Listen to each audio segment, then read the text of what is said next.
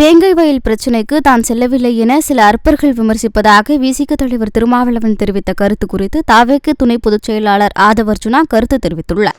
வேங்கை வயல் பிரச்சனையில் கூட நாம் இதே புதுக்கோட்டையில் 2 நாட்களில் இதுபோல மிக பெரும் திரளை கூட்டி ஒரு மாபெரும் ஆர்ப்பாட்டத்தை நடத்தினோம்.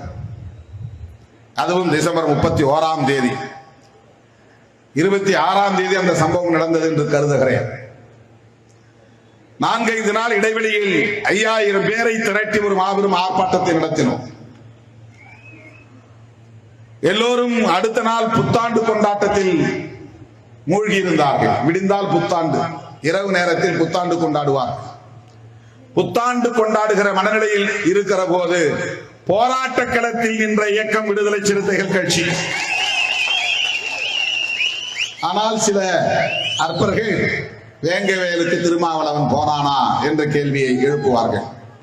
அந்த ஆர்ப்பாட்டம் போதாது என்று தமிழ்நாடு முழுவதும் பிறகு அனைத்து மாவட்ட தலைநகரங்களிலும் ஆர்ப்பாட்டம் நடத்தினோம். ஆளுங்கட்சி கூட்டணியில் இருந்தாலும் பாதிக்கப்படுகிற மக்களுக்கு எப்போதும் விடுதலை சிறுத்தைகள் கட்சி துணை நிற்கும் என்பதை அந்த நேரத்தில் நாம் உறுதிப்படுத்தினோம். இருக்காங்க. இப்ப கூட வடக்காடுல நேற்று அண்ணன் திருமாவளவன் பேசும்பொழுது அவர்கிட்ட ஒரே ஒரு கோரிக்கை தான். மாசம் 2-3 பிரச்சனை வருது, போராட்டம் பண்றாரு. போராட்டம் பண்ணி முடிச்ச உடனே காவல்துறையை அட்டாக் பண்ணுவாரு. ஆனா அந்த காவல்துறையை யாரு ஹேண்டில் பண்றா? யாரு காவல்துறைக்கான அமைச்சர்? அந்த அமைச்சரை போய் ஏன் முறையிட மாட்டேங்கிறீங்க? 3 நாள் போராட்டம் முடிச்ச உடனே திமுக அரசு சமூக நீதிக்கான அரசு அப்படின்னு டக்குன்னு மாத்தி பேசுறாரு.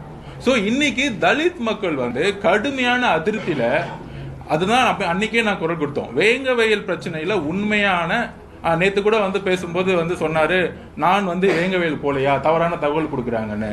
நாங்க அண்ணன் திருமாவளவன் அட்டாக் பண்ணல. நாங்க தெளிவா இருக்கிறோம். அதாவது அந்த பிரச்சனைகள் நடந்துட்டு இருக்கும் போது அண்ணன் திருமாவளவன் ஓகே இந்த கவர்மெண்ட் நியாயமா விசாரிச்சு ஒரு முடிவெடுக்கும்னு நம்பினாரு.